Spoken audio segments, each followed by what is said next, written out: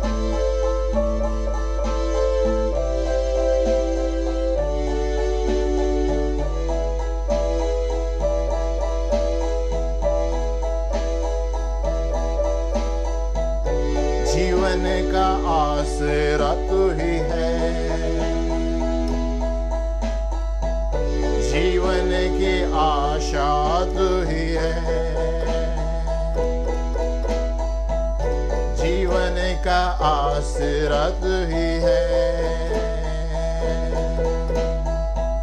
जीवन की आशा तू ही है, जीवन का आसरा, जीवन की आशा, जीवन का आसरा, जीवन की आशा तू ही है।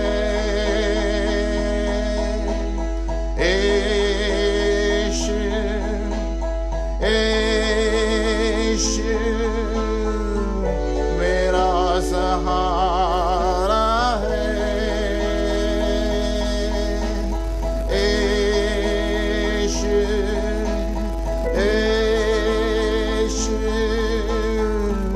मेरा किनारा है।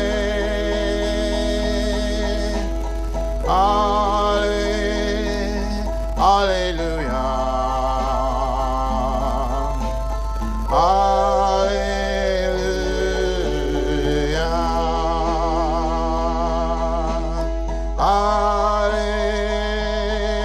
हालेलुया,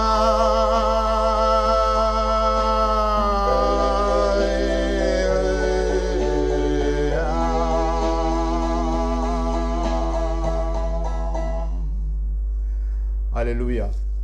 यीशु हमारा सहारा है और यीशु ही हमारा किनारा है।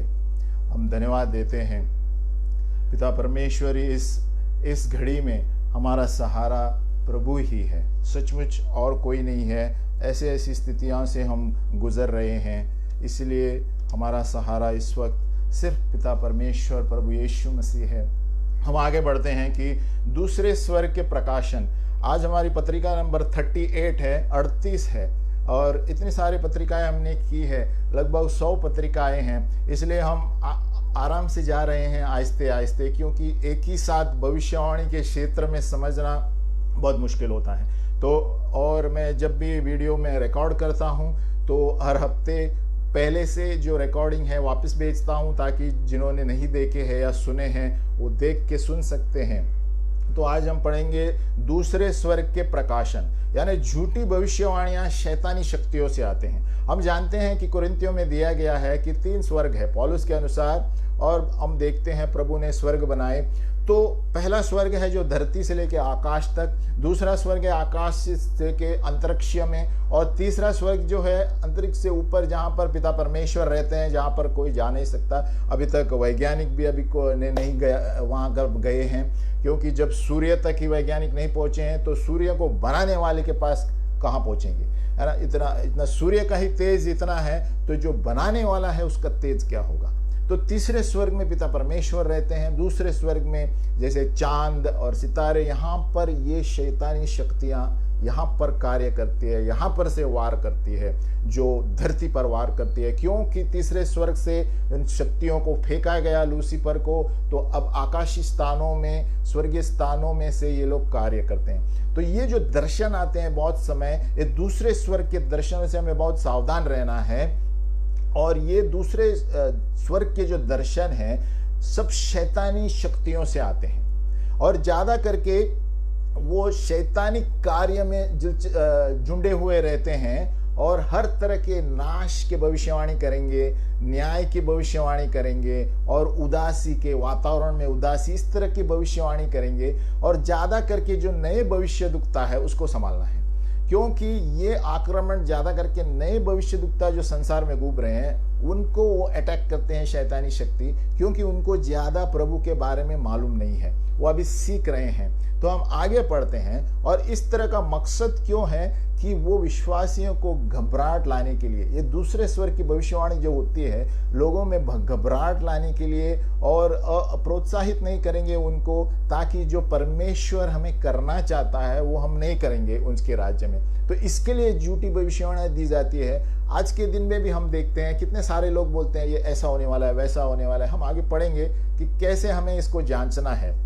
अभी एक भविष्यद्वक्ता इसका उदाहरण दे रहा है कि सेकंड हेवन, यानी दूसरे स्वर्ग के प्रकाशन, बहुत तरह के, है ना, चमत्कारी रूप से, आकर्षित रूप से लोग भविष्यवाणी देते हैं। तो कैसे इसे जांचना है। एक भविष्यद्वक्ता कहता है कि एक भविष्यद्वक्ता को किसी ने सवेरे उठकर एकदम कहा 2 साल पहले, कि उनको कहा कि अभी ईमेल से भी तुम भेजो, मुझे प्रभु ने उठाया है, 1 घंटा पहले प्रभु ने उठाया है और ये संदेश दिया है, और उसने कहा है कि मुझे ठहरो मत, सभी जगह भेज दो, है ना। ये व्यक्ति जो भविष्यद्वक्ता से लिख रहा है और उससे कह रहा है, ये मैंने रात को 1 घंटा पहले ये देखा, मुझे उठाया प्रभु ने और ये संदेश सबको भेजने के लिए कह रहा है। और वो फिर वो बताने लगा कि क्या क्या है, कि अमेरिका देश में न्याय आने वाला है और सारे न्यायाधीश के बिल्डिंग वगैरह गिरने वाले हैं, और जो सोने के फाटक वाला एक पुल है वहाँ पर मशहूर है, गोल्डन गेट ब्रिज, और ये सारे सभी एकदम गिरने वाले हैं, और खास करके अदालत की इमारतें गिरने वाली हैं।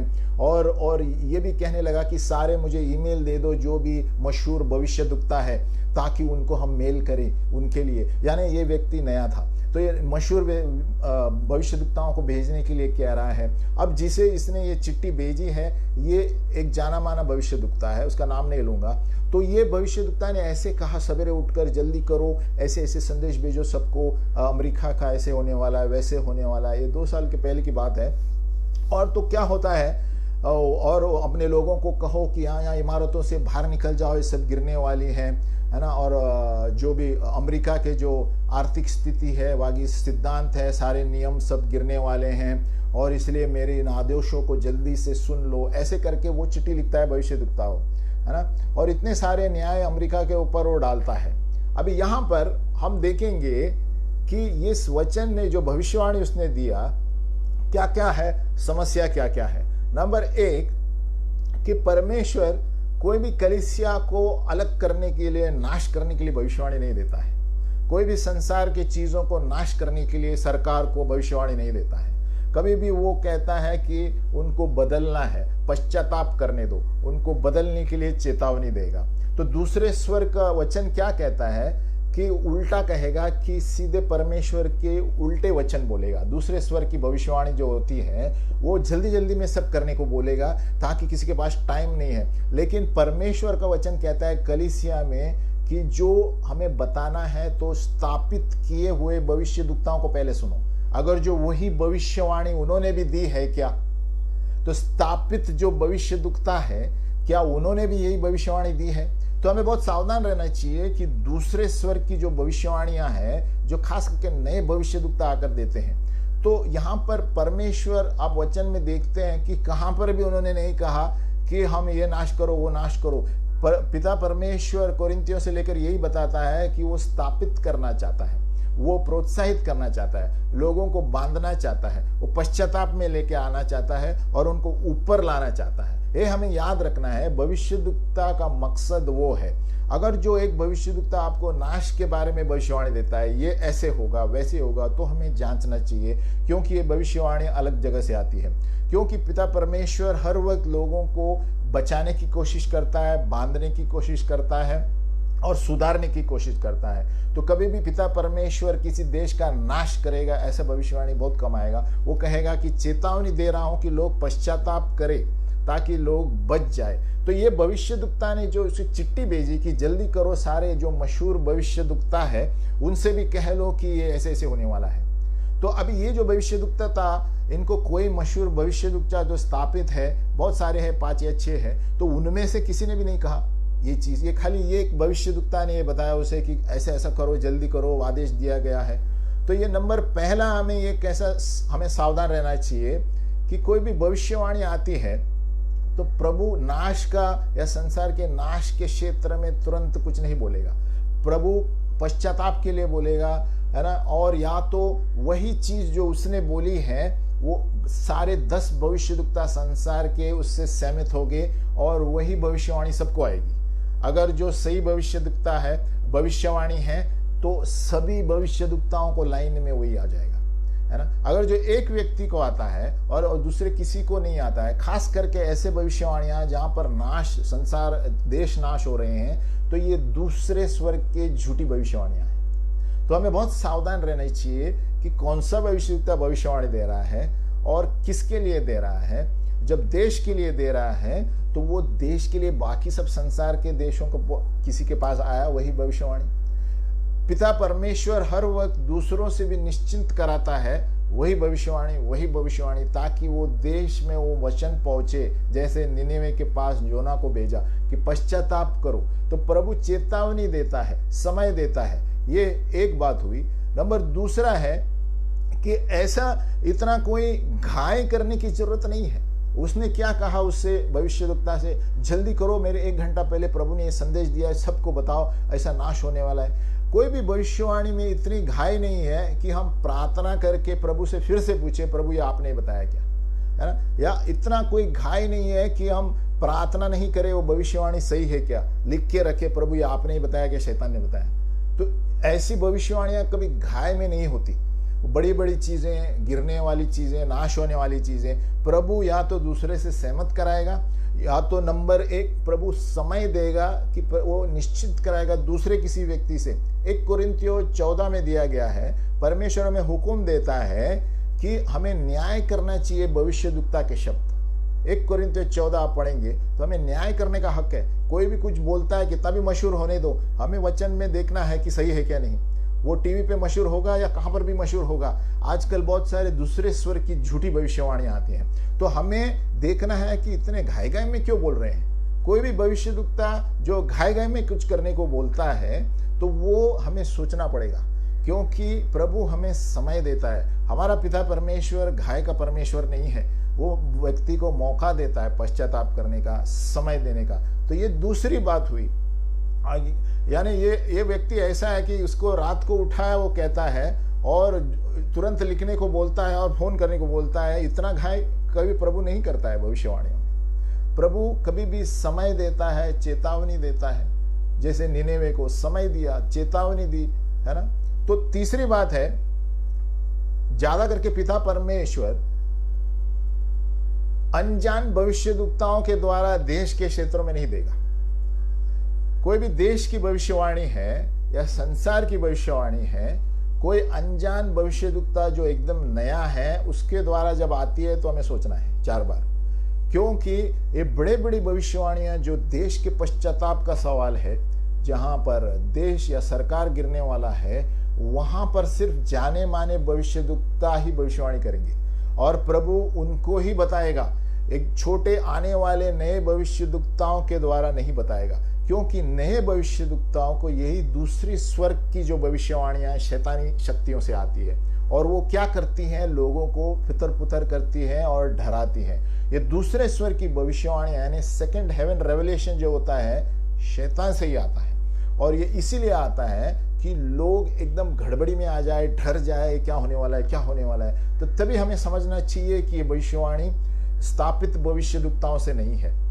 तो इसीलिए ये 3 चीजें मैंने बताई। नंबर 1 पहले कि परमेश्वर कलीसिया को कोई घाय में नाश करने के लिए नहीं कहता, परमेश्वर को एकता के लिए बुलाता है, या सरकारों को वो बदलने के लिए प्रार्थना करेगा प्रभु किसी भविष्यद्वक्ता के द्वारा। और दूसरा, प्रभु कोई स्थापित भविष्यद्वक्ताओं से ही देश की भविष्यवाणी देगा, कोई अरे गहरे नए भविष्यद्वक्ताओं को नहीं देगा, क्योंकि वो सामर्थ्य से चलते हैं। जो देश वाले और संसार वाले भविष्यद्वक्ता है वो सामर्थ्य से चलते हैं, और इसीलिए वो अधिकार उनको ही देगा। और सभी व्यक्ति भविष्यवाणी नहीं कर पाएंगे। वो जैसे यूहन्ना बपतिस्मा देने वाले, एलाइजा, ये लोग सीधे राजा के पास बात करते थे। वो अभिषेक रहना चाहिए बात करने के लिए देश के लिए। अगर जो कोई नए भविष्यद्वक्ता नया है तो वो अभिषेक नहीं है उसके पास, क्योंकि बहुत कुछ सीखना है। तो नंबर 3, जैसे मैंने बताया, अनजाने भविष्यद्वक्ताओं से प्रभु नहीं बताएगा। अभी जाने माने भविष्यद्वक्ता कौन है संसार के, मैं बताता हूँ। खास करके अमेरिका के हैं, ये है चक पियर्स, ये रिक जॉयनर है, और बिल हेमन है, बिल जॉनसन है। ये सबसे जाने माने भविष्यद्वक्ता है। अगर जो कुछ भी किधर होता है प्रभु ये चारों को बताता है। चारों और बहुत सारे 5-6 है, चक पियर्स, रिक जॉयनर, बिल हेमन, बिल जॉनसन और 3-4 महिलाएं हैं। तो ये सारे भविष्यद्वक्ता है, भविष्यद्वक्तीन भी है। ये लोग को सब सहमत होके आप टीवी में देखेंगे जब कुछ होता है तो ये चारों मिलके देखते हैं कि उन्हीं को वही आया क्या, वही वचन आया क्या नहीं। तो हमें संभालना चाहिए कि जो कोई भविष्यवाणी देता है, खास करके नए भविष्यद्वक्ता, कि वो किस तरह की भविष्यवाणी दे रहे हैं देश के लिए। तो अभी तो नया है, क्या प्रभु से आया है क्या शैतान से आया है। तो ये हम लक्ष्य देख रहे हैं दूसरे स्वर्ग की जो भविष्यवाणियां हैं। दूसरे स्वर्ग यानी जहां पर आकाश और उसके बीच में से जो भविष्यवाणी आती है, और वो शैतानी शक्तियां इन नए भविष्यद्वक्ताओं पर आक्रमण करते हैं। आज के दिन भी आप देखेंगे बहुत सारे नए भविष्यद्वक्ता अकेले में बाहर निकल रहे हैं, बल्कि उनको प्रभु ने कहा है किसी को पता नहीं। हर एक भविष्यद्वक्ता कोई कलीसिया के नीचे होना चाहिए, हर एक भविष्यद्वक्ता किसी के नीचे होना चाहिए। अगर जो वो अकेले में कहता है कि नहीं मैं परमेश्वर के साथ डायरेक्ट कांटेक्ट है, तो उनके साथ मत जाओ, क्योंकि हर एक व्यक्ति किसी के न किसी नीचे होना जरूरी है। पौलुस जो था भविष्यद्वक्ता प्रेरित था, लेकिन कलीसिया में जाके रिपोर्ट करता था कि मैं आज इधर गया, ये कलीसिया स्थापित की। इतना बड़ा व्यक्ति पौलुस फिर भी कलीसिया के नीचे था। आप कोरिन्थियों में और प्रेरित में पढ़ेंगे।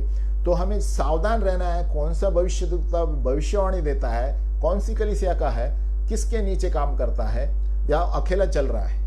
जब कोई अकेला भविष्यद्वक्ता चल रहा है और पिता कह होते हैं, परमेश्वर का भक्त, मैन ऑफ गॉड, ये सब हमें बहुत सावधान रहना है, क्योंकि आजकल बहुत सारे भविष्यद्वक्ता, यीशु मसीह ने कहा मेरे नाम से बहुत सारे चुने हुए लोग गिरेंगे। मैं कहता हूं चुने हुए लोग, नए लोगों तो बाजू में छोड़ो। हम आगे बढ़ते हैं। सारांश में कहा जाए कि दूसरे स्वर की जो भविष्यवाणियां हैं हमें बहुत संभालनी है।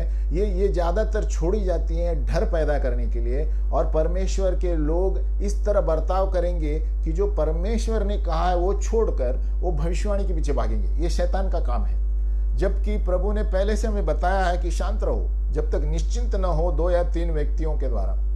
प्रभु का वचन कहता है 2 या 3 व्यक्तियों से बात निश्चित होती है।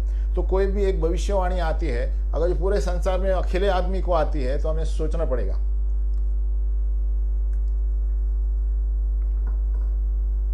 कि उस अकेले व्यक्ति को ही भविष्यवाणी क्यों आई, बाकी सारे लोगों को कंफर्मेशन क्यों नहीं आई।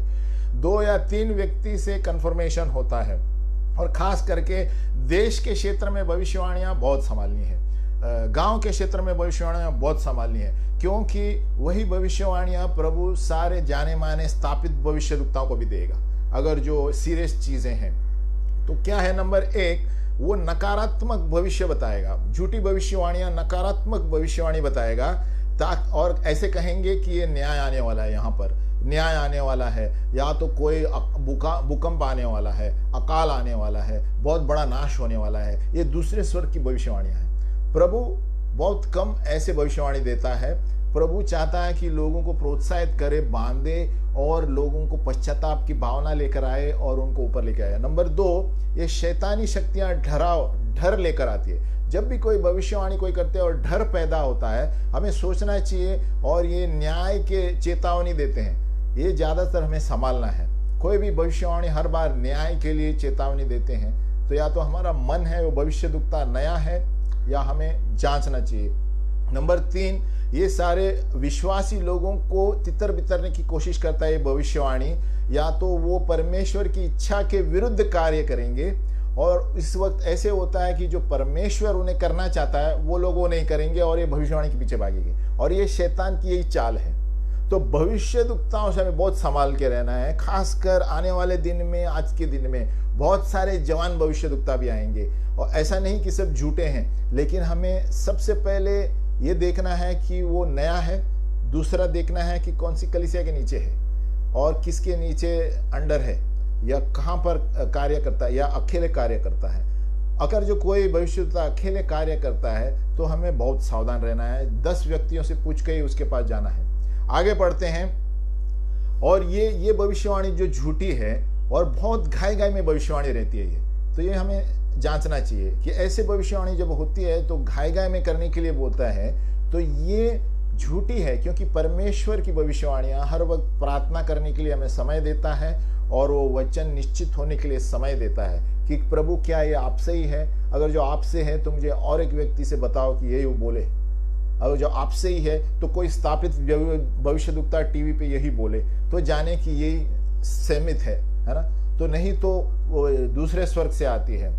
और नंबर 6 है कि ये ऐसे संदेश भेजते हैं, न्याय के संदेश, नाश के संदेश जो भविष्यद्वक्ता के आते हैं, और ये अस्थापित भविष्यद्वक्ता से आते हैं और स्थापित से नहीं आते। तो ये हमें संभालना है। अभी इसे कैसे हम जांच पड़ताल करें दूसरे स्वर की भविष्यवाणियां जो लोग करते हैं, हमें एक चीज जानना है कि दूसरे साइड में अंधकार की प्रकाशन है, परमेश्वर के साइड में प्रकाश की प्रकाशन है। तो हमें जांचना चाहिए कि कौन से जगह से क्या आ रहा है। जितना हम अनुभव करते हैं और जितना हम परमेश्वर के नजीक है, जितना हम प्रार्थना में बैठते हैं, जितना वचन पढ़ते हैं, उतना ही हम प्रकाशन में जल्दी मालूम पड़ेगा हमें कौन गड़बड़ कर रहा है। जितना हम वचन पढ़ते हैं, जितना प्रार्थना में बैठते हैं, 1 घंटे से ज़्यादा, 1.5 घंटा, 2 घंटा वचन पढ़ते हैं, अन्य भाषा में बोलते हैं, तो तुरंत हम जान जाएंगे कोई बात करता है तो ये कुछ मुझे गड़बड़ लग रहा है, ये शैतानी व्यक्ति है, कुछ मुझे सही नहीं लग रहा है। तो अंदर से कुछ अलग महसूस होता है ना, उस वक्त पता चलता है हमें। और ये इसका चिन्ह ये है कि जब हम पिता परमेश्वर के नजीक बैठते हैं, यानी रोज प्रार्थना में बैठते हैं, संगति में रहते हैं, मध्यस्थी करते हैं लोगों के साथ, हाउस सेल में रहते हैं, तो इससे क्या होता है, परमेश्वर की आत्मा हमें बहुत सतर्क रखती है। कौन से भी भविष्यवक्ता कहाँ से भी आने दो, कितने भी मशहूर होने दो, आपको हृदय में ऐसे कुछ होगा कि कुछ तो भी गड़बड़ है ना।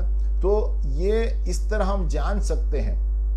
और कोई भी जो नया है भविष्य सूचक क्षेत्र में, ये ज्यादातर ये गलती करेगा और उस प्रकाशन को स्वीकार करेगा, क्योंकि उस पर कार्य करेगा जल्दी। तो नए भविष्यवक्ताओं को हमें बहुत संभालना है। नए भविष्यवक्ता ज्यादातर दूसरे स्वर के भविष्यवाणियां लेकर आ सकते हैं, खास करके नाश वाले, न्याय वाले, और उससे हमें पता चलता है कि इतना घाय क्या है। और घाय वाली भविष्यवाणियां, जल्दी करना है, ऐसे होने वाला है, वैसे होने वाला है। परमेश्वर का वचन कभी घाय नहीं करता, समय देता है प्रार्थना के लिए और निश्चिंत कराने के लिए कि ये सही है क्या नहीं।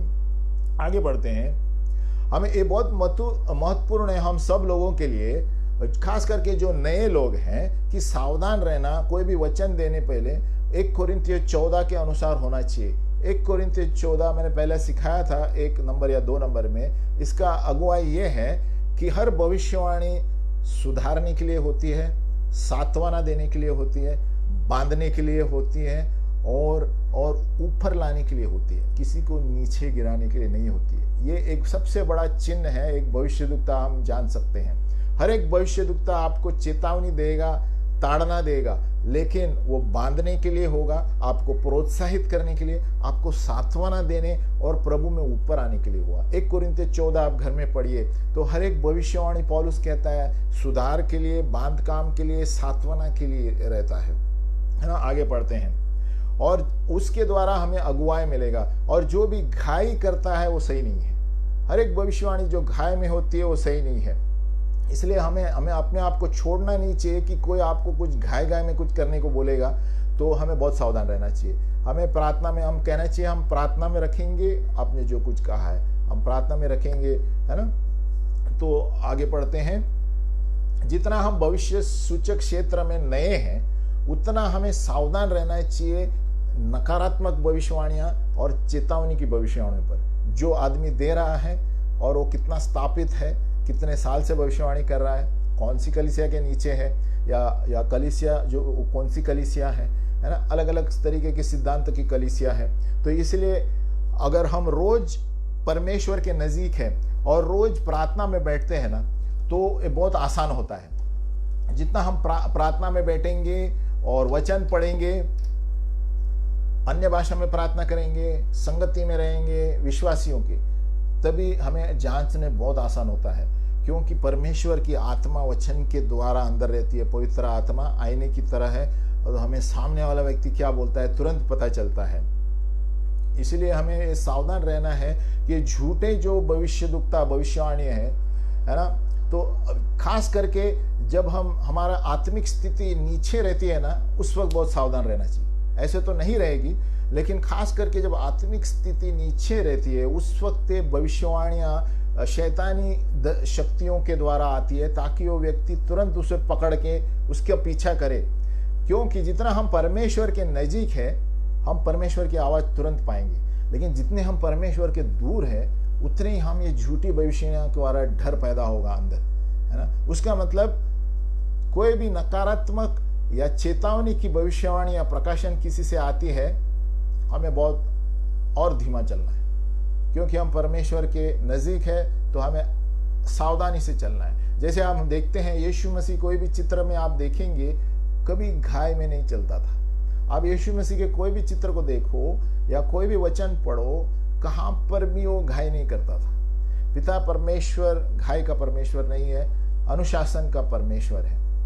तो ये एक हमें पता तब चलता है जब हम रोज पिता परमेश्वर के साथ बैठते हैं, तो हम शांत में रहेंगे। कितना भी तेजी से भविष्यवाणी दिया उसने, कितना भी घाय करने को बोला, हमें असर नहीं होगा, क्योंकि हम परमेश्वर के सामने बैठते हैं और हमें जानते हैं कि इसमें इतनी घाय की क्या बात है, प्रार्थना में रखेंगे, है ना। तो आगे बढ़ते हैं। और परमेश्वर चाहता है कि हम सब लोग, हमारी आत्मिक स्थिति सही हो, इसके लिए तभी हम आज के दिन में झूठे भविष्यद्वक्ताओं को जान पाएंगे। हम थोड़ा ब्रेक लेंगे और एक गायन लेंगे। कंटिन्यूस पढ़ने से कभी कभी हम गायन लेंगे।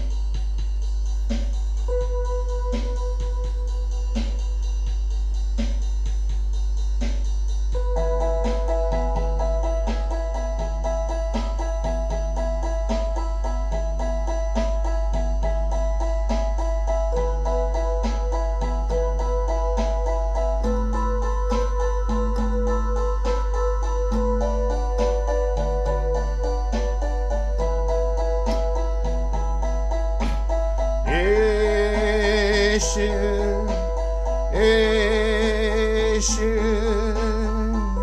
मेरा सहारा है, यीशु यीशु मेरा किनारा है।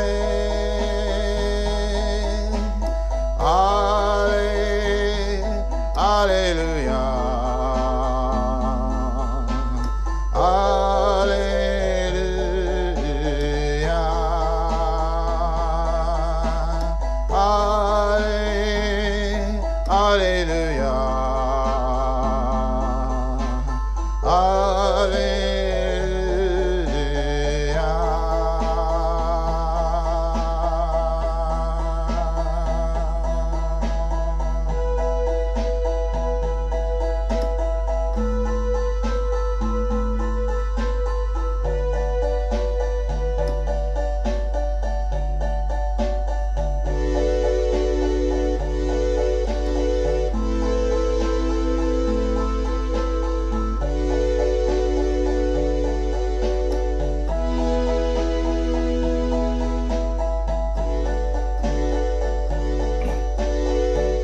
जीवन का आसरा तू ही है, जीवन की आशा तू ही है, जीवन का आसरा तू ही है, जीवन की आशा तू ही है, जीवन का आसरा, जीवन की आशा, जीवन का आसरा, जीवन की आशा तू ही है। यीशु यीशु मेरा सहारा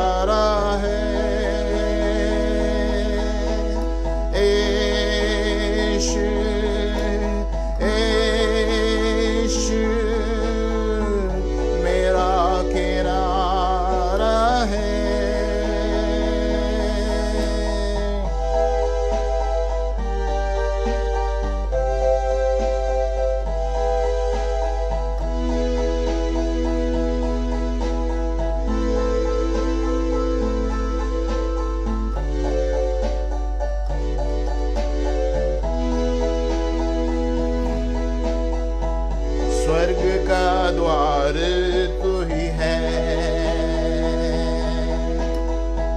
संसार का राजा तू ही है,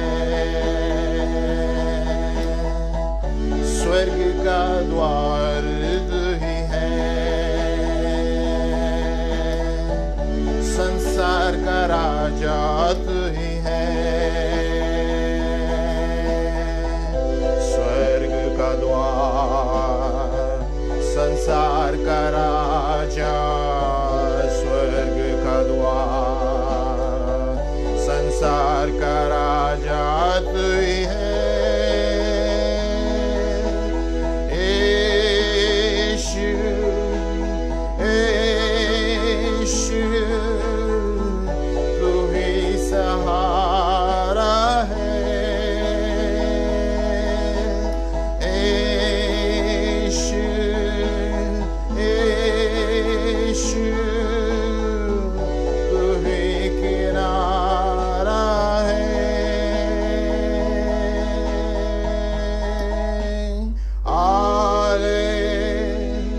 हालेलुया, हालेलुया,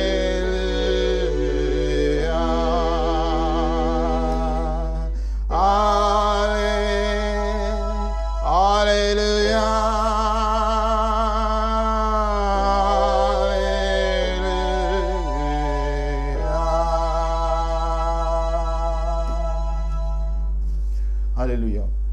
हालेलुया। यीशु हमारा सहारा है, यीशु स्वर्ग का राजा है, हम उसी से सब पाते हैं और उसी से हमें सब मिलता है। आगे पढ़ेंगे हम झूठी भविष्यद्वक्ताओं के क्षेत्र में, हम मध्यस्थी करने वालों के बारे में पढ़ेंगे। अब जो मध्यस्थी करते हैं, कभी कभी शैतान उनको भी झूठी भविष्यवाणियों के द्वारा वो क्या करता है, नाश की भविष्यवाणियां दिखाकर वो गलत जगहों पर प्रार्थना करने के लिए सिखाता है, गलत जगहों पर, और जो उनको कर्तव्य दिया गया था वो छोड़ के वो दूसरों पर मध्यस्थी करते हैं। देखो, ये छोटी छोटी चीजें नजर आती है, लेकिन एक भविष्यवाणी, जब झूठी भविष्यवाणी आती है तो लोग अपना परमेश्वर के कर्तव्य छोड़कर दूसरे जगह भागते हैं। तो इस तरह मध्यस्थी करने वालों को भी बहुत संभालना पड़ता है, कौन से देश के लिए, किसके लिए प्रार्थना करते हैं, किसने भविष्यवाणी दी, क्या स्थापित व्यक्ति ने भविष्यवाणी दी है या ये नए व्यक्ति ने कहा है प्रार्थना करने के लिए। तो इसके लिए एक भविष्यद्वक्ता ये उदाहरण दे रहा है। नंबर 1 कि वो 1999 में, अमेरिका की बात है, ज्यादातर स्थापित भविष्यद्वक्ता अमेरिका में ज्यादा है, आज के दिन में अमेरिका में ज्यादा है। अफ्रीका और नाइजीरिया के बहुत क्वेश्चन मार्क है, क्योंकि वहां पर बहुत जादू टोना होता है, तो दूसरे स्वर की भविष्यवाणी भी आ सकती है, चमत्कार दिखेंगे, अंगार दिखेगा, सब कुछ दिखेगा, लेकिन हमें बहुत संभालना है कि कौन क्या पढ़ा रहा है, कौन पश्चाताप पढ़ा रहा है, कौन परमेश्वर का वचन दे रहा है, राज्य के बारे में पढ़ा रहा है कि गाड़ी के नंबर ही दे रहा है और बाकी सारे पैसों के बारे में बात करता है। तो आज के दिन में अमेरिका में सबसे ज्यादा स्थापित भविष्यद्वक्ता है, और एक भविष्यद्वक्ता उदाहरण दे रहा है।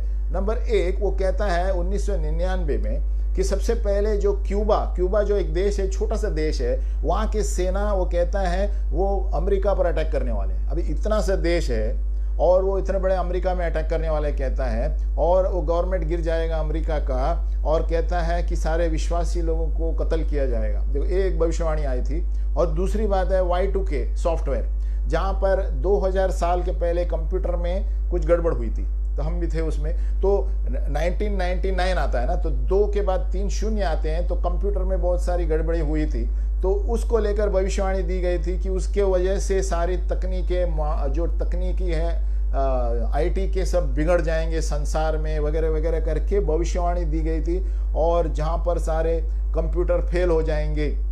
और वो ऐसे भी भविष्यवाणी दी कि बैंक और आर्थिक स्थिति और सारे जो सिस्टम है सब बंद हो जाएंगे, क्योंकि ये कंप्यूटर Y2K यानी 2000 जो बदली होने वाला है 3 शून्य में, वो कंप्यूटर पे नहीं आने वाला है, इसलिए सब गड़बड़ी में हो गए थे।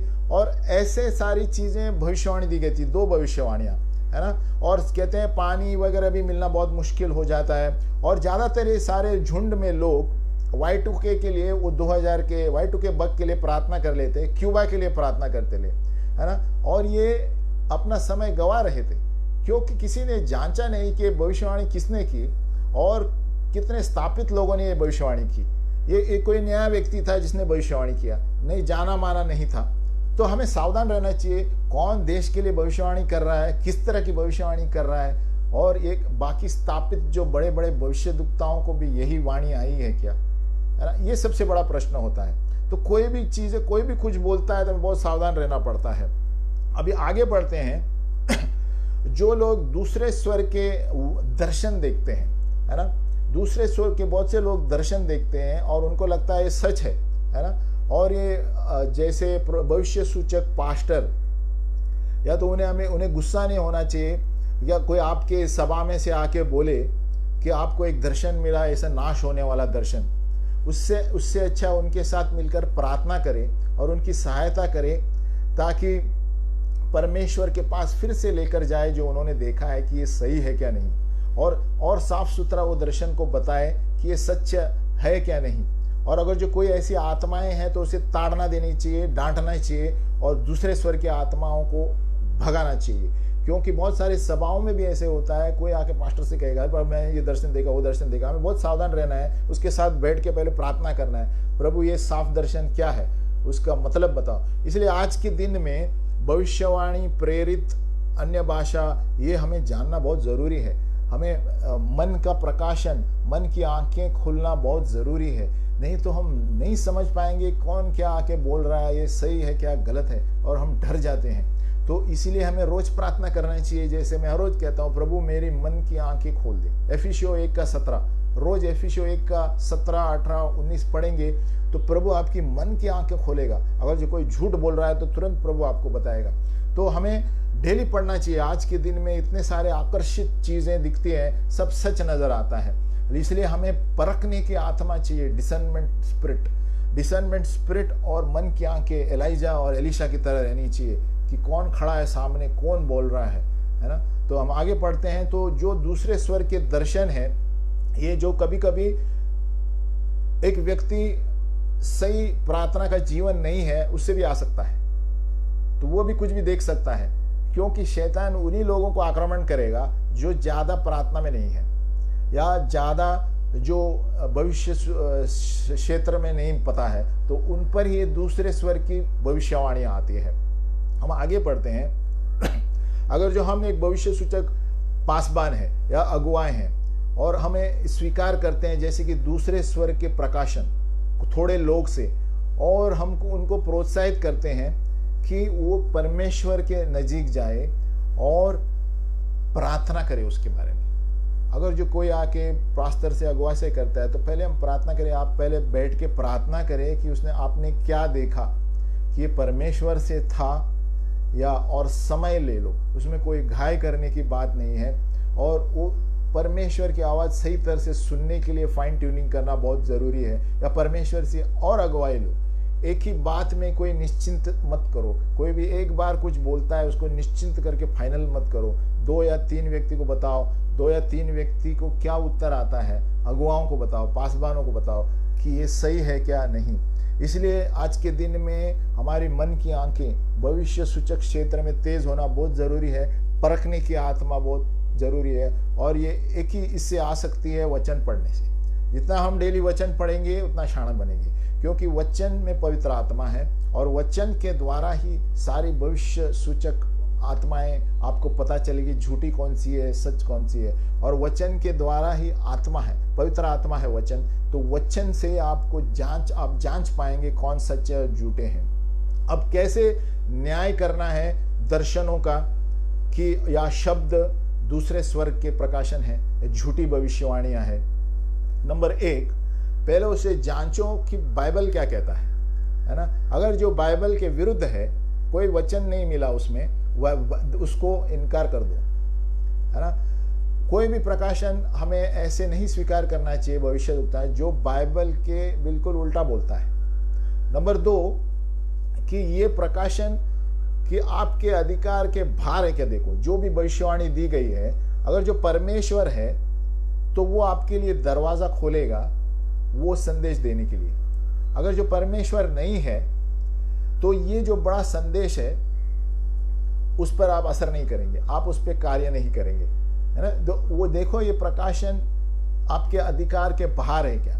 यानी मेरा कहने का मतलब ये है कि जो प्रकाशन हम देख रहे हैं कि वो मेरे अधिकार के अनुसार, अभिषेक के अनुसार प्रभु ने दिया है, उसके बाहर है ना। जैसे मैंने बताया, नया भविष्यद्वक्ता देश के बारे में भविष्यवाणी करेगा, वो बहुत क्वेश्चन मार्क है, क्योंकि वो अभिषेक में नहीं चल रहा है। एक नया भविष्यद्वक्ता को 3-4 साल लगेगा, तो जब तक कि वो स्थापित भविष्यद्वक्ता बने, तो वो देश और संसार के बारे में प्रभु बहुत कम बताएगा। तो वो अधिकार का प्रकाशन है क्या, हमें जांचना चाहिए। हमें जो संदेश आ रहा है, क्या मेरा उस अभिषेक के अनुसार उस व्यक्ति को आ रहा है, मुझे आ रहा है। नंबर 3, कि देखना है कि उस प्रकाशन से मुझे डर आ रहा है और दूसरों को भी डर पैदा कर रहा है। जैसे कि Y2K 2000 साल का मैंने बताया, 1999 में कंप्यूटर का Y2K कहते हैं, सभी लोग डर गए थे, कुछ नहीं हुआ, कंप्यूटर सारे चालू है। तो उस पर एक डर पैदा हुआ था कि सब कंप्यूटर बंद हो जाएंगे, 2 का 3 आगे 0 आ जाएंगे, तो कंप्यूटर सब बंद होने वाले हैं, ऐसे ऐसे। तो हमें देखना है कि जो प्रकाशन देते हैं वो हमारे अंदर डर पैदा करते हैं या अंदर से शांति मिलती है और हम प्रोत्साहित होते हैं। फिर नंबर 4, कि ये प्रकाशन हमें देखना है कि छुटकारे के क्षेत्र में है। अगर जो आपको छुटकारा नहीं मिलता, शांति नहीं मिलती, तो परमेश्वर से नहीं है ना। देखो, जैसे योना निनेवे में गया, तो उसके छुटकारे का क्षेत्र ये था कि अगर जो पश्चाताप करेंगे तो लोग, प्रभु शायद उनको बचाएगा, और नहीं तो प्रभु उनका नाश करेगा।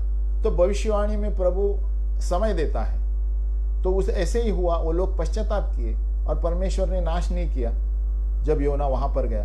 तो ये रिडेम्पटिव साइड, यानी छुटकारे के साइड का प्रकाशन देखो कि परमेश्वर क्या वार्निंग दे रहा है कि अगर जो आप इससे बाहर आएंगे, हमारे लोग पश्चाताप करेंगे, घुटने टेक कर प्रार्थना करेंगे, तो वो एक सही बात है। अगर जो वो नहीं है, तो ये परमेश्वर से नहीं है, क्योंकि पिता परमेश्वर, जैसे मैंने कहा, प्रोत्साहित करता है, अगुवाई करता है, बढ़ाता है, कलीसिया को नीचा नहीं गिराता है किसको। हर एक भविष्यद्वक्ता लोगों को ऊपर लाने की कोशिश करता है। जैसे मैंने पहले बताया, उस व्यक्ति के अंदर जो सोना है उसको बाहर निकालने की कोशिश करता है। ये पहले मैंने पढ़ाया था। हर एक व्यक्ति के अंदर एक टैलेंट है, सोना है। एक भविष्यद्वक्ता क्या करेगा, उस व्यक्ति के उसके अंदर है उसको बाहर निकालने की कोशिश करेगा, क्योंकि उसके ऊपर बहुत सारा संसार का कचरा है। तो वो भविष्यद्वक्ता क्या करता है, कचरे को बाहर निकाल कर उसके अंदर के पवित्र आत्मा जो है, पवित्र चीजें को बाहर निकालने की कोशिश करेगा। तो हर एक भविष्यद्वक्ता कभी भी प्रोत्साहित, सांत्वना, बांधकाम की भविष्यवाणी देगा।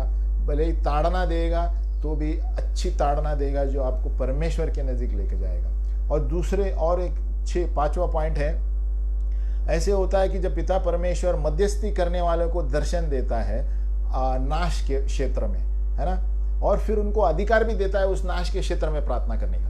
अगर जो आप सिर्फ दर्शन देख रहे हैं और आपको अधिकार नहीं दिया है उस क्षेत्र में कैसे प्रार्थना करें, तो इनकार कर लो उस भविष्यवाणी को। और ऐसे उदाहरण है एमोस में। एमोस को प्रभु ने दर्शन दिए नाश होने वाली चीजों को, और उसके लिए प्रार्थना भी कैसे करना बताया। तो अगर जो प्रभु कुछ बताएगा तो उसके लिए प्रार्थना करने को भी बताएगा, कलीसिया को, झुंड को। अगर जो कुछ नहीं बताता, सिर्फ दर्शन बताता है और आप उसमें डर जाते हैं, तो परमेश्वर की ओर से नहीं है। शैतान भी बहुत चालाक है, स्वर्गदूत के रूप में आता है। तो अगर जो मध्यस्थियों, खास करके इंटरसेसर लोग जो है, वो अगर जो कुछ प्रभु बताएगा उसके लिए उत्तर भी देगा किस तरह प्रार्थना करना है। फिर आगे है कि प्रकाशन हमें देखना चाहिए, जो कोई भविष्यवाणी देता है कि क्या वो मुझे प्रभु के नजदीक लेके आ रहा है या और प्रभु के दूर जा रहा हूं या दूर जा रही हूं। तो उससे पता चलता है कि वो दूसरे स्वर्ग का भविष्यवाणी है, यानी शैतानी ओर से आ रही है।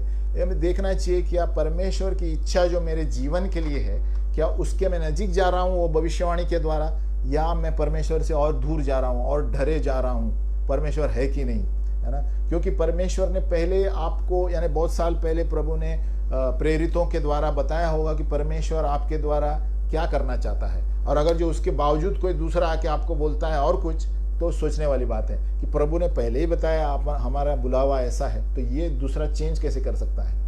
तो ये प्रश्न वाली बात है। अभी कोई दूसरे स्वर के शब्द व्यक्तिगत भविष्यवाणी हो सकती है, मेरे लिए, तुम्हारे लिए, ये व्यक्तियों को भी भविष्यवाणी करते हैं। अभी तक हमने देश के लिए बोल रहे थे, नाश के लिए, ये व्यक्तियों के लिए भी हो सकते हैं। लेकिन 80% जो दूसरे स्वर की भविष्यवाणियां हैं, आप पेपर में देखेंगे, यूट्यूब में कहाँ भी देखो, ज्यादातर देश के लिए होंगे, कॉरपोरेट झुंड के लिए होंगे, कलीसियाओं के लिए होंगे, है ना, जो देश पाप में है उसके लिए होते हैं दूसरे स्वर्ग की भविष्यवाणियां, क्योंकि शैतान उनको उलझाना चाहता है। लेकिन कभी कभी वो व्यक्तिगत रूप लोगों से भी ऐसे कर सकता है, और उसके द्वारा हम क्या होते हैं, हम उसकी बात सुनकर अआज्ञाकारी हो जाते हैं और हम वो चीजें बंद कर देते हैं जो प्रभु ने हमें पहले कही थी। तो हम जब व्यक्तिगत रूप से कोई हमें ये देता है भविष्यवाणी, तो हमें संभालना चाहिए कि क्या वो मुझे मेरी परमेश्वर की इच्छा करने को आगे बढ़ाता है, या मैं जो पहले करता था वो रोक कर दूसरा कुछ कर रहा हूं। तो उससे पता चलता है हमने डायरेक्शन चेंज कर दिया है। तो ये शैतानी शक्तियों की भविष्यवाणियां है, और आपको अनाज्ञाकारी बना देता है और आपको नए दिशा में जाने की कोशिश कर रहा था। मतलब आपको सोचना ही चाहिए, अरे प्रभु ने मुझे भविष्यद्वक्ता ने ये बुलावा दिया है, अब ये आके कुछ दूसरा डायरेक्शन दे रहा है। तो हमें सोचना चाहिए, 4 आदमी से पूछना चाहिए, हमें सतर्क रहना चाहिए कि कभी कभी प्रभु हमारी दिशा को बदलेगा, लेकिन आगे बढ़ाएगा, आगे बढ़ते समय बदलेगा, ऐसा नहीं कि पीछे लेकर आएगा। प्रभु हमारी दिशा को बदलेगा, हमें गायक भी बनाएगा, हमें प्रचारक भी बनाएगा, हमें मध्यस्थी करने वाला भी बनाएगा, हमें गिटार खेलने वाला भी बनाएगा, लेकिन वो समय समय में ऊपर लेकर जाएगा, हमको पीछे नहीं हटाएगा, हमें उन सब चीजों में ऊपर लेकर आएगा। तो ये हमें सावधान रहना है कि एक ही तरह कोई भविष्यवाणी देगा और आप फिर मोड़ के पीछे जा रहे हैं, उसका मतलब कुछ गड़बड़ है, आपने दिशा ही बदल दी। प्रभु अगर जो दिशा बदलने के लिए दे रहा है, तो प्रभु आपको अपने अपनी दिशा में वही रखकर दूसरी नई दिशा भी आगे बढ़ने को बोले। क्योंकि प्रेरित, भविष्यद्वक्ता, प्रचारक, पासबान, सुसमाचार, ये 5 सेवकाइयां हैं। प्रभु कभी एक एक करके आपको आगे लेकर जाएगा, जब तक आप प्रेरित या भविष्यद्वक्ता के क्षेत्र में नहीं आए। पहले नीचे से सुसमाचार आता है, अगुआ, पासबान, फिर ऐसे करके आहिस्ते आहिस्ते ऊपर लेकर आता है दिशा बदलने के समय, लेकिन आप नीचे नहीं आएंगे भविष्यवाणियों के द्वारा। और ये झूठे भविष्यवाणी से क्या होता है, वो कहेंगे आप जो भी परमेश्वर के बारे में जानते थे उसको बाजू में रखने के लिए कहेंगे और कुछ नया बताएंगे, और जिसके द्वारा क्या होता है कि अरे मैं तो पहले परमेश्वर के साथ इतना अच्छा रिश्ता रखता था, अभी नहीं हो रहा है। तो क्या हो गया है, वो भविष्यवाणी के द्वारा आपने परमेश्वर के बारे में कुछ और सोच रखा है। मेरा कहने का क्या मतलब है, कोई ऐसे भविष्यवाणी देगा कि आपको परमेश्वर के साथ ऐसे करना चाहिए, परमेश्वर आपके साथ ऐसे करना चाहता है, तो हमारा विश्वास क्या होता है, परमेश्वर से डर जाता है, हम डगमगाते हैं, अरे मैंने ये नहीं किया, मुझे ये करना चाहिए था। तो ये सारी चीजें जब आती है मन में, तो ये दूसरे स्वर्ग की भविष्यवाणियां, झूठे वचन आते हैं। हमें बहुत सावधान रहना चाहिए। हमारा पिता परमेश्वर अनुशासन का परमेश्वर है, कभी कोई घाय नहीं करेगा, कभी कोई किसी को डराएगा नहीं। जो प्रभु यीशु में है उसे कोई दंड नहीं है, हमें याद रखना है। प्रभु हमें लेगा तो ताड़ना देगा, तो बांध काम करने के लिए, प्रोत्साहित करने के लिए, ऊपर आने के लिए, नीचे गिरने के लिए नहीं। तो हमें सावधान रहना है। ऐसी भविष्यवाणियां भी है जो हमें परमेश्वर के द्वारा डर पैदा करेगा, अरे मैंने प्रभु के लिए नहीं किया, इसने ऐसे कहा, मुझे करना चाहिए था। तो ये सारे दूसरे स्वर्ग की भविष्यवाणियां डर के वचन है। आगे और एक वचन है कि वो क्या कहेंगे भविष्यद्वक्ता, आपको पिता परमेश्वर से और की कोई सामर्थ्य पूर्वक जरूरत है आपको इस्तेमाल करने से पहले। तो ये क्या है, कंफ्यूज करेगा आपको।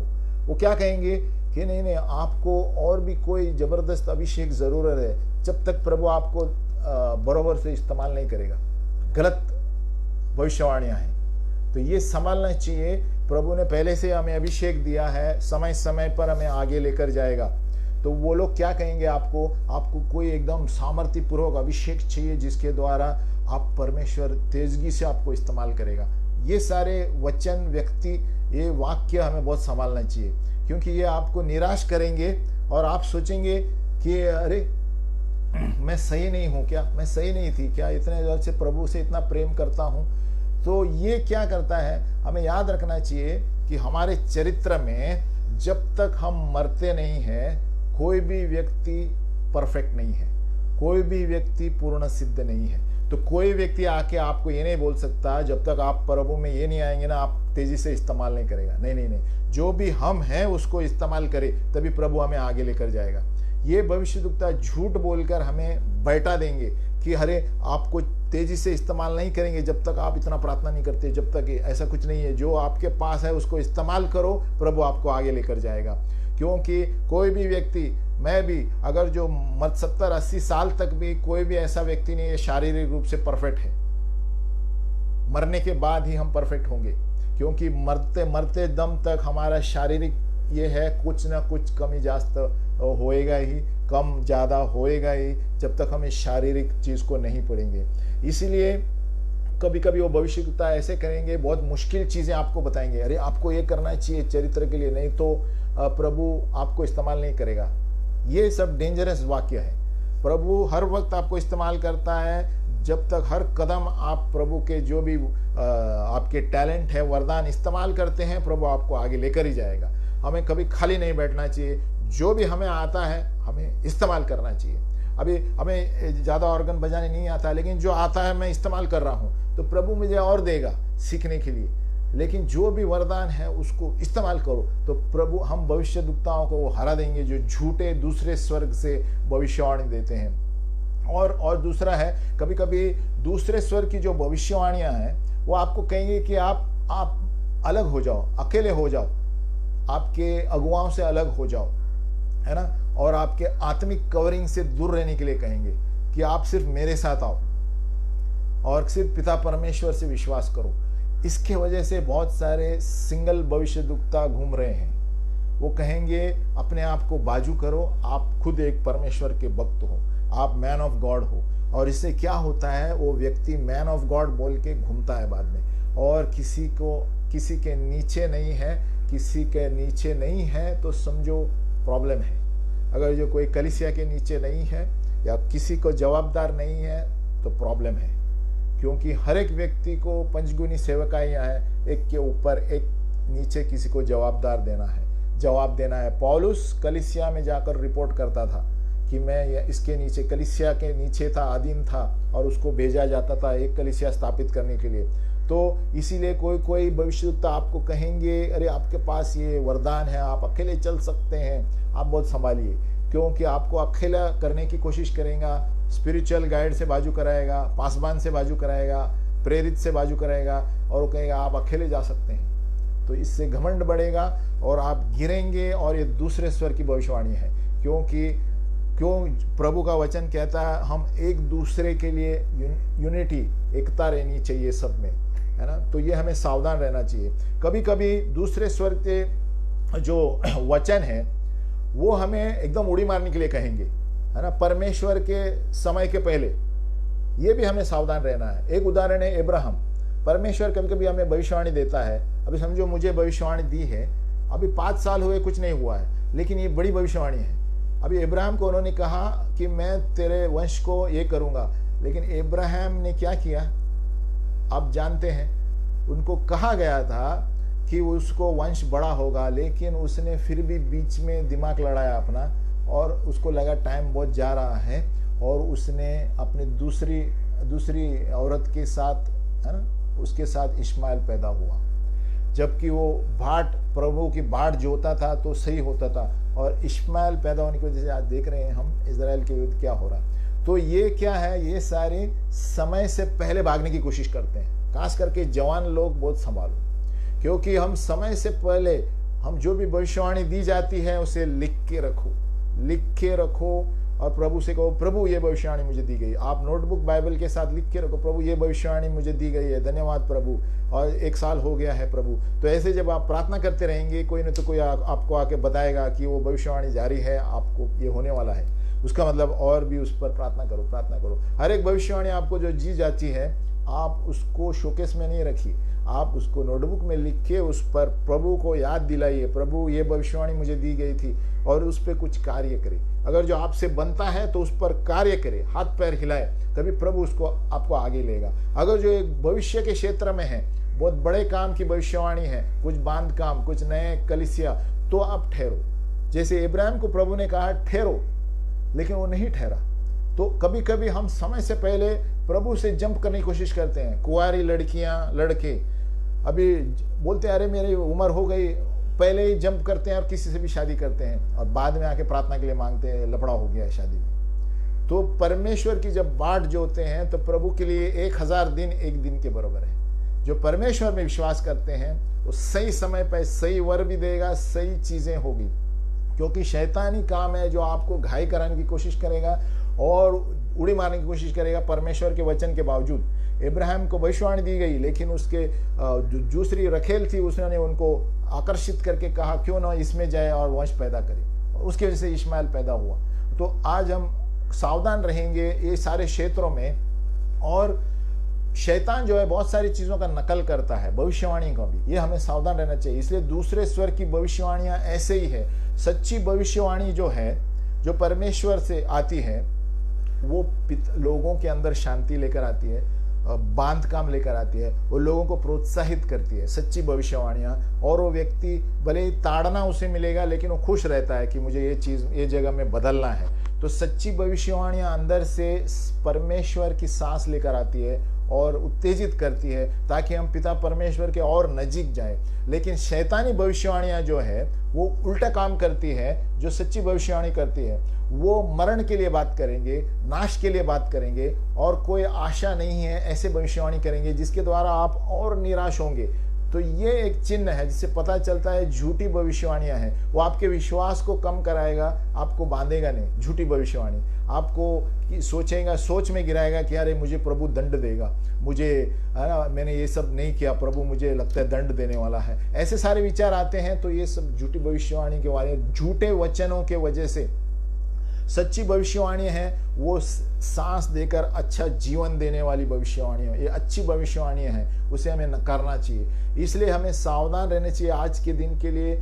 झूठे भविष्यद्वक्ता कौन है और खास करके नए भविष्यद्वक्ता, उनसे हमें सावधान रहना चाहिए, क्योंकि ये नए जो भविष्यद्वक्ता है ये दूसरे स्वर की भविष्यवाणी लेकर आते हैं और शैतान उन्हीं पर आक्रमण करता है। और जो भी नए भविष्यद्वक्ता अगर जो कोई भविष्यवाणी देता है तो हमें याद रखना चाहिए वही भविष्यवाणी स्थापित भविष्यद्वक्ता के पास है क्या नहीं संसार की। तो सारे वही चीजें और 5-10 भविष्यद्वक्ता के पास आनी चाहिए और 3 भविष्यवाणी आनी चाहिए, तभी हम जानेंगे कि ये देश की भविष्यवाणी सही है। तो कोई भी देश के क्षेत्र में, संसार के क्षेत्र में कोई भविष्यवाणी देता है और वो नया भविष्यद्वक्ता है, उसे बहुत संभाल के जांचना है, क्योंकि जो जाने माने भविष्यद्वक्ताओं को कुछ नहीं आया और ये नए भविष्यद्वक्ताओं को कहां से आया। अगर जो उसको भी आया तो नए जूने भविष्यद्वक्ताओं को भी प्रभु बताएगा जिसके पास अधिकार है। और जैसे मैंने पहले बताया, जो अभिषेक से चलते हैं उनको प्रभु ज्यादा बताएगा, क्योंकि वो अभिषेक में देश के लिए प्रार्थना कर सकते हैं। नए भविष्यद्वक्ताओं को नहीं बताएगा। और जो बड़े बड़े भविष्यवाणियां हैं देश के लिए, वो जाने माने अभिषिक्त अधिकार वाले भविष्यवाणियों को बताएगा, ताकि वो लोग संसार को बता के उस पर प्रार्थना करें। आओ हम प्रार्थना करेंगे इस वक्त। हे पिता परमेश्वर, हम धन्यवाद देते हैं प्रभु इस समय के लिए, धन्यवाद देते हैं प्रभु आज के दिन के लिए, धन्यवाद देते हैं प्रभु कि कितनी सारी चीज़ें तो हमें सिखाता है प्रभु, जिसके द्वारा हम उत्तेजित होते हैं और जानते हैं कि किस तरह हमें सतर्क रहना है प्रभु।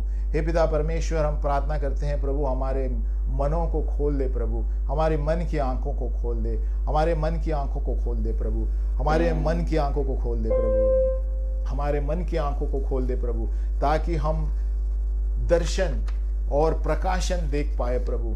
हर एक क्षेत्र जो हम नहीं जानते प्रभु, उस मन की आंखों को हमें खोल दे प्रभु। यीशु मसीह के नाम में प्रार्थना करते हैं। हम अंत होने से पहले फिर से एक बार गायन लेंगे और गायन से हम खत्म करेंगे। और खास करके रोज हम प्रार्थना करें कि प्रभु हम मेरी मन की आंखें खोल, मेरी मन की जो आंखें है उसे खोल दे, ताकि हम भविष्यवाणी और दूसरे सारे क्षेत्र में मैं आगे बढ़ूं, ताकि जो सामने वाला भविष्यवाणी करता है उसके बारे में मैं जान सकूं कि वो सत्य है क्या गलत है। हम वापस एक अंत में एक वर्ष लेंगे गायन के कि यीशु ही मेरा सहारा है और यीशु ही हमारी मदद कर सकता है। आज के दिन में हर एक क्षेत्र में यीशु की आत्मा भविष्यवाणी की आत्मा है। यीशु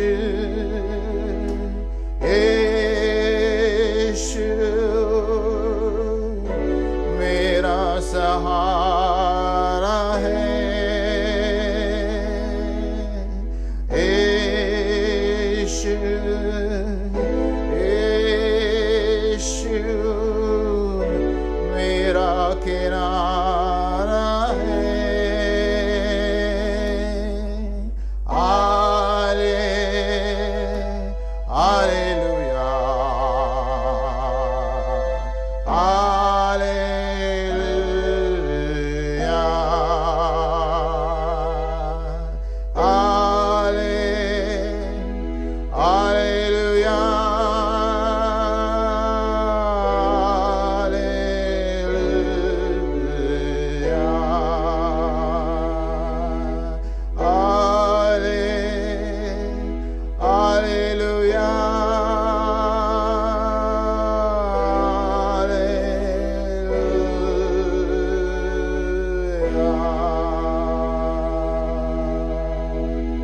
धन्यवाद पिता परमेश्वर, आप ही हमारे सब कुछ हो प्रभु। आज के दिन प्रभु हम जीवित हैं तो आपके वजह से है प्रभु।